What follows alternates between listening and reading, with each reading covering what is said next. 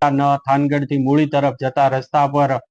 એક Bolero pickup van જેનો number છે GJ13AW4671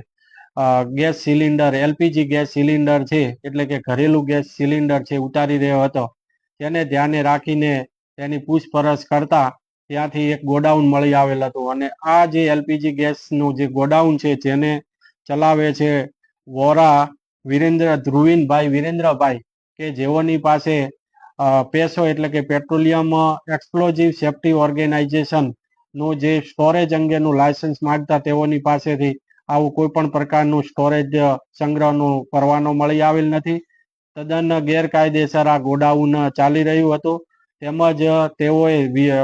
વીજળીનું કનેક્શન મેળવી અને આ ગોડાઉનની અંદર વીજળીના તાર પણ મળી આવેલ છે ને સાથે સાથે પંખો પણ ચાલુ હાલતમાં હતો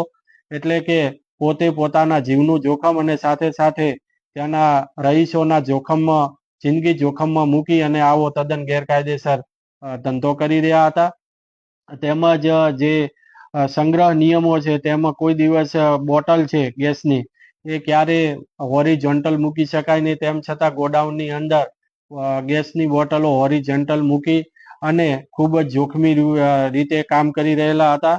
અને આ તમામ બાબતોને ધ્યાનમાં રાખી ગેસ સિલિન્ડર રૂલ્સ 2016 તેમજ એલપીજી કંટ્રોલ 2002 તેમજ એક્સપ્લોઝિવ રૂલ્સ 2008ની જુદી જુદી કંડિકાઓને જોગવાઈઓનો ભંગ કરેલ હોય